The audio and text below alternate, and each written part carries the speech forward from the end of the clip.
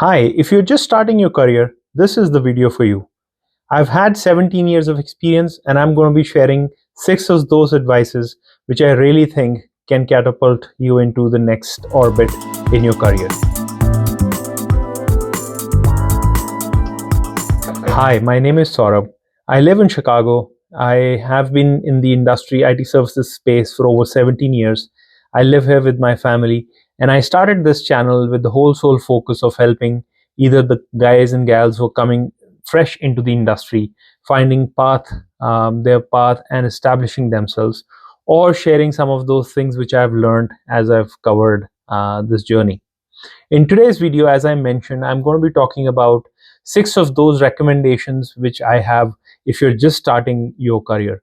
This video is specially focused on the newcomers in the industry. There is a lot of pressure on the individuals to pick sides. By sides, I mean they have to pick what technology they want to go into, what industry they might want to go into. At least that's how it has always been in the industry. I don't know if exactly today that is how some of the large recruitments and companies are hiring as well. But it puts a lot of pressure on the individuals who are just coming in without having a lot of understanding on where the prospects are for the future. And of course, with the given slowdown in the industry and the whole conversation around generative AI replacing jobs, youngsters and newcomers don't know where to start. So my number one advice, the first advice of this video is going to be, we use this term, and if you've not heard about it, you must make a note of it. We call it the T-shaped skill set, right? Where you basically start focusing on building broad range of knowledge base for yourself. So that's the upper portion of the T. And this is where you cut across. Your focus should be on gaining business knowledge. By business knowledge, I mean if you are already assigned to a project, what industry the customer is from. Let's take example that if you're assigned to a project which is a healthcare client. So now you know it's a healthcare industry. Let's say they're working on a diagnostic type of a data lake project where you've been put in. You want to understand which sub industry these guys belong to. Are they really into nursing? Are they a hospital? Are they care provider? What kind of company, what kind of customer is this? And then understand their business. Who are their customers? How do they operate? Where do they operate? What is their business model? So gaining that business side of knowledge is extremely important. The second is the business process knowledge. How does something which you are working on takes place? So for example, if you are looking at analysis of data, how do they onboard new customers? How do they document these customers? How do they retire or bill these customers? So the different business processes which take place within their business, identify those business processes. This will give you a pretty good handle on how the industry at large works. This applies for insurance. Insurance is a lot more richer example. Within insurance, there are so many workflows which you can understand and get a good handle on the industry. The third portion of the whole top of the T is going to be around technology skill set. You focus on, let's say you're assigned to a data lake project, understanding the technology what you're using. It could be the AWS stack, it could be Azure, or some other stack what you're using. What technology stack has been put together. At least have a broader sense of how this is getting done. You don't have to become a solution architect from day one, but at least have a sense of how many tools and pieces of technology have come together to deliver this. The last piece of the T is going to be all around soft skills. Start building those soft skills as you start your career. By soft skill building, I mean establish yourself as one of those guys or gals who's a great communicator, who wants to come forward, who's won't hesitate to take notes, who's happy to analyze all the conversations that are happening and present a point of view, right? So build your soft skills in that area. Now that's the top of the T. The thing which cuts down, it talks about as building an expertise in one of the areas. So as you start your career, your focus should not be that from day one you have to start focusing on becoming an expert in one area. Instead, my recommendation is look at building several skills together, and also identifying one or two areas where you'd really like to go deep as a target for next 5 years or so, right? That's the right foundation. That would be a great foundation for yourself to build. The reason I focus on a T-shaped type of a career approach is things are changing so rapidly today. You don't know if you're going to start going deeper into coding, but that will stay relevant about 5 years from now. Whereas when you invest in several areas, there is a good chance that some of the core skills like communication, the soft skills, talking to customers, solving problems, those are not going to go away, right? Your technology skill might go away, it might be replaced with something else, but your core skills are still going to be extremely relevant. So invest on those skills in parallel. The second advice for me, from my side to all of you, would be see if you can get any customer time in any project what you have. I know this is not feasible and practical all the time, especially in some of the larger organizations. For very long time, a lot of guys and gals don't get to go in front of the customer. But if you can, make way and get in front of the customer. We talked about understanding customers industry and their business process and how that landscape works, but it is extremely invaluable if you can actually speak to the customer yourself, or even if you're not talking and not sharing something valuable with them, if you can be in some of those meetings where they are talking about their problems, they are telling you what's happening in their business, because it again acts as a huge rich source of knowledge for you if you can actually listen to your own customer firsthand. When I started my career, I still remember I started my career in 2006 with IBM.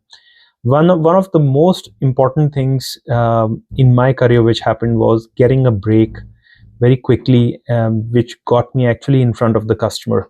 We used to work with AT&T. AT&T is still a huge account for IBM, and I used to work with that. That's where I straight out of the college I went and joined. But I was lucky enough to get a break with some push and pull, that I could actually start getting FaceTime with the customers. They were actually based in the US. So I started interacting with them. I also was lucky enough to become part of the business analyst team, which is working with them. So in fact, my day-to-day life after I think 3 or 4 months was where every day I would speak to the customer. And I think that changed a lot of things for me. When we talk to people who are right there, who work on the services side, who are in India in our office, they have a very different worldview of the business versus when you actually talk to the customer. So please don't leave this point out. Very important. You may work for a very big company or a very small startup type of a company, but try and break your own cocoon. Go out of your cocoon, go out of your nest. See if you can get a worldview from your customer directly. Third thing is again very important and very hard to explain at times, is we tend to, especially in the beginning, life is so cool and you're just starting out, and you get an opportunity and you have tons and tons of friends. So a lot of people focus on too many other things rather than focusing on the work which they're going to be doing.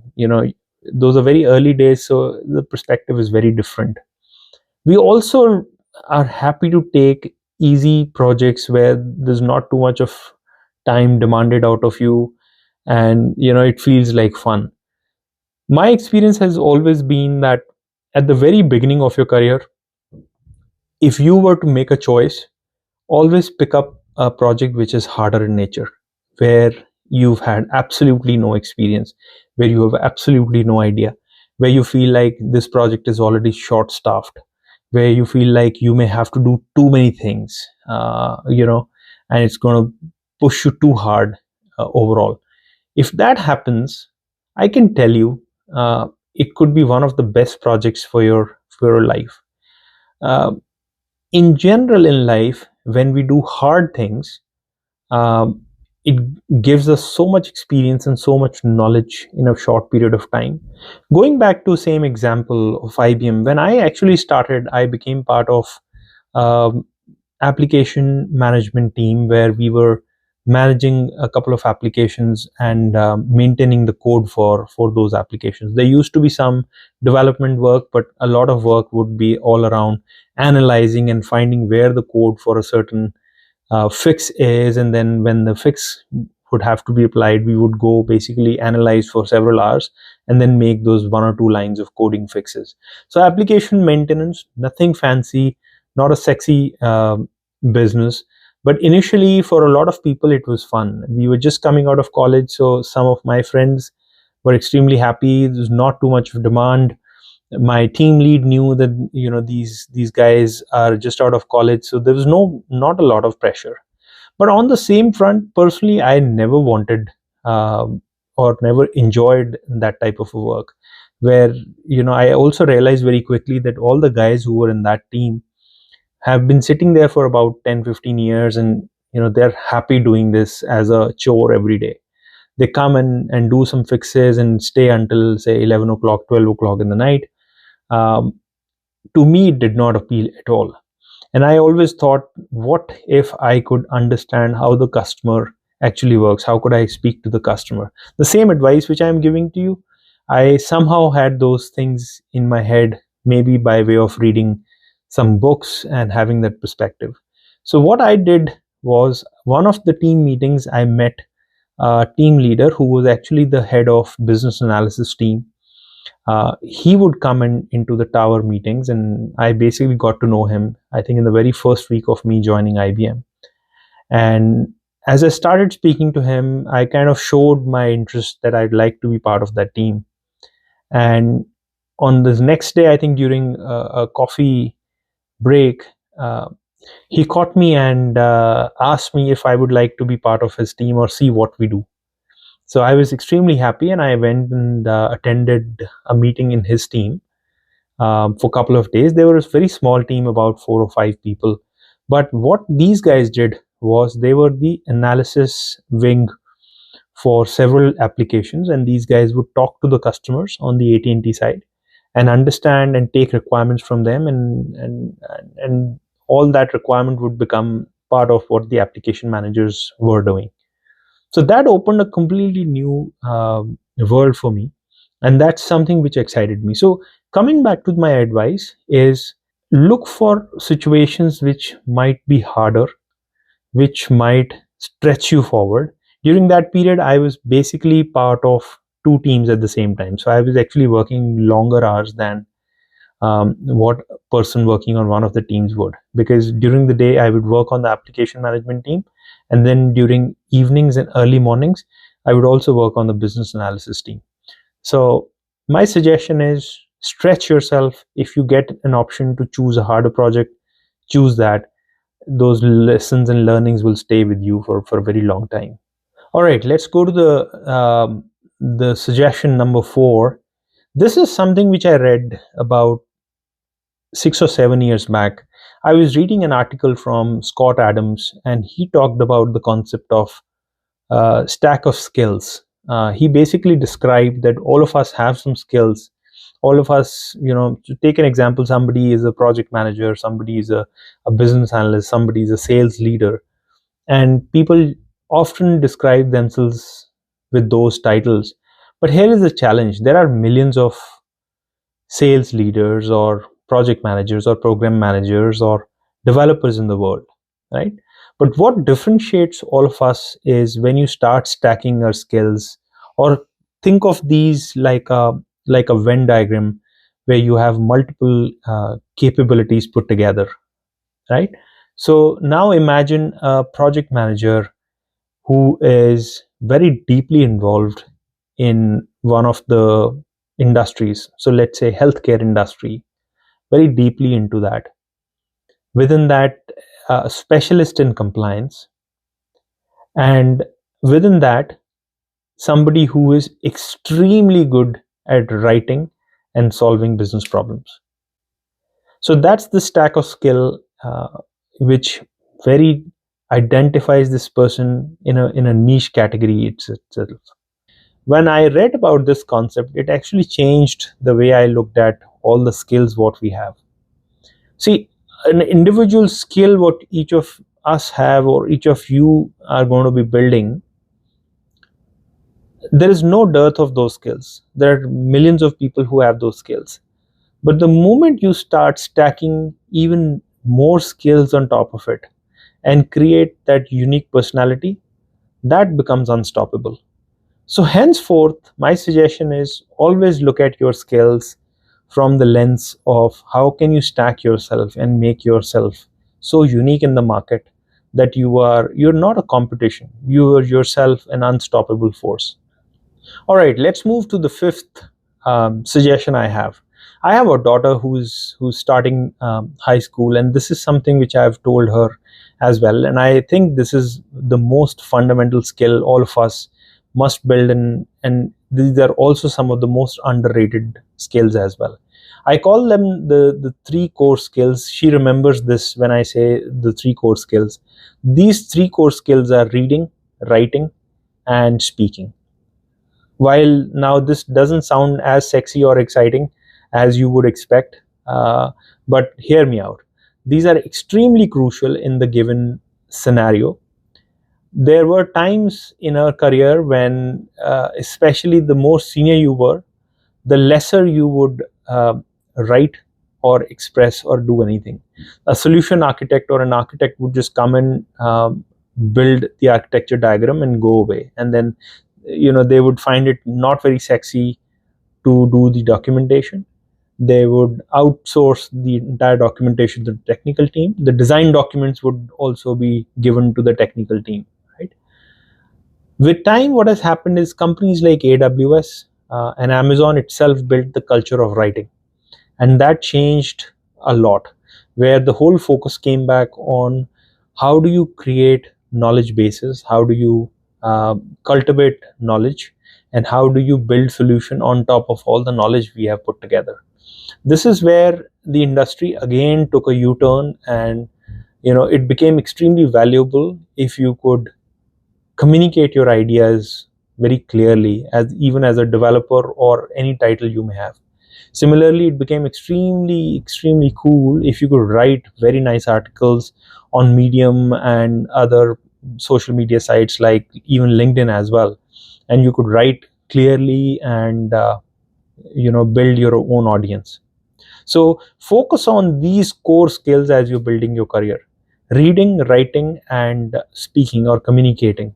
Reading is essentially the engine on top of which the writing and speaking is built. So the more you read, the more good ideas is what you're going to be getting. So make reading a part of your life. Must read 30 minutes every day. If you're starting out, I would suggest read at least 1 hour every day. You can definitely find that type of time in your life. All right, now we're getting to the last tip, and this is very important. I think I learned about it very early on. This also probably came from the family and some of those early influences I had of my father and some of the other people I looked up to. That is, you must manage your finances smartly and focus on investments at the very early age. I know in the given scenario, people are still looking for jobs and the market isn't very rosy and all those challenges are there. But if you are able to land a job, if you start a job, my suggestion is to focus and start investing immediately. I actually, when I started my career, I started with an SIP in the early days. Those days, the money wasn't so much for us that we could, invest heavily. But I at least made a small, systematic investment plan in a mutual fund at the very beginning, and then slowly built upon it. It's extremely important. Compounding actually will show its magic. All you have to do is give it some time. All right, folks. So that's the end of the video. We talked about 6 things which I feel are the most important things, are my suggestions especially if you're starting your career. Let's do a quick recap.